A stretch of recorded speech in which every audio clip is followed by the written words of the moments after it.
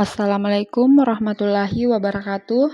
Perkenalkan, nama saya Surahmi dengan NIM H0320015 kelas Biologi B.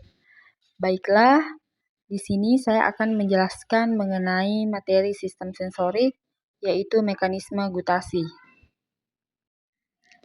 Pengertian indera pengecap.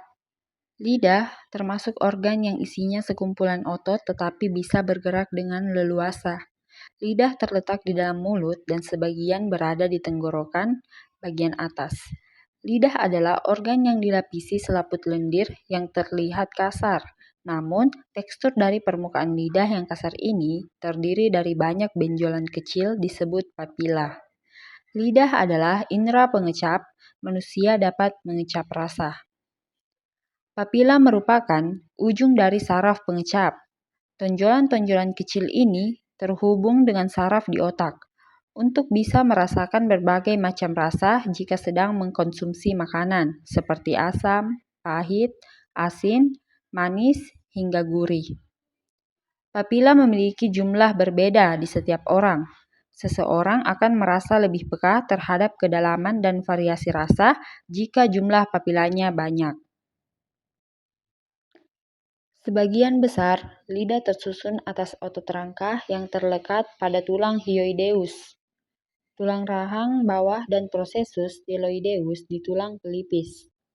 Terdapat dua jenis otot pada lidah, yaitu otot ekstrinsik dan intrinsik. Lidah memiliki permukaan yang kasar karena adanya tonjolan yang disebut papila. Terdapat tiga jenis papila, yaitu yang pertama, papila berbentuk benang atau papil filiformis, merupakan papila peraba. Papila ini menyebar di seluruh permukaan lidah. Yang kedua, papila yang dilingkari saluran atau papil circumallata. Papila ini tersusun dalam lengkungan berbentuk huruf V. Terdapat 7-9 buah, dekat dengan pangkal lidah dan merupakan papila pengecap. Yang ketiga yaitu papila bentuk martil, merupakan papila pengecap yang terdapat pada tepi lidah. Fungsi indera pengecap. Jadi, lidah memiliki beberapa fungsi. Yang pertama yaitu sebagai alat pengecap makanan.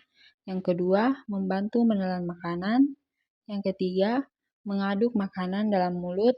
Yang keempat, membantu membersihkan mulut. Dan yang kelima yaitu membantu mempermudah dalam berbicara. Kemudian bagian-bagian lidah. Yang pertama yaitu dasar lidah. Jadi, dasar lidah terletak pada bagian sepertiga belakang lidah. Bagian dasar lidah ini terletak pada mulut bagian belakang. Selain itu, bagian dasar lidah juga dekat dengan tenggorokan. Kemudian yang kedua yaitu badan lidah. Badan lidah terletak pada 2/3 bagian lidah lain. Tidak seperti dasar lidah.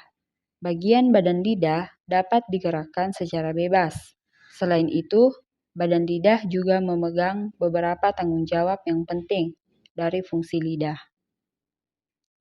Kemudian yang ketiga yaitu ujung lidah.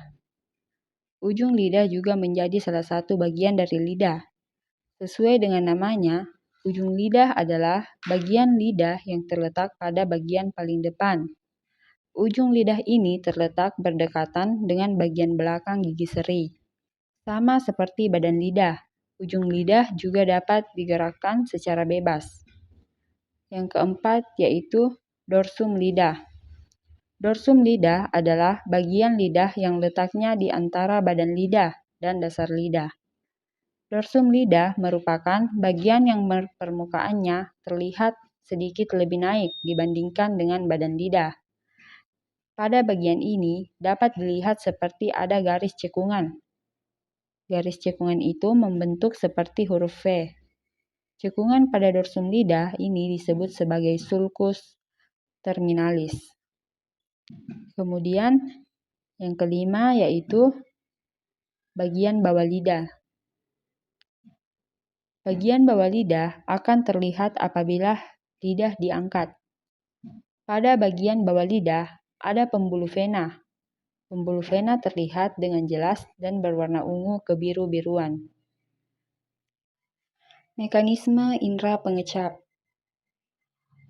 Jadi, mekanisme kerja lidah yaitu ketika makanan atau minuman yang telah berupa larutan di dalam mulut akan merangsang ujung-ujung saraf pengecap.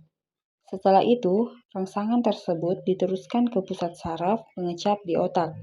Lalu, otak menanggapi rangsangan tersebut, sehingga kita atau manusia dapat merasakan rasa makanan atau minuman tersebut. Apakah terasa asin, asam, manis, ataupun pahit. Baik, mungkin hanya itu yang dapat saya sampaikan. Lebih dan kurangnya mohon dimaafkan. Wassalamualaikum warahmatullahi wabarakatuh.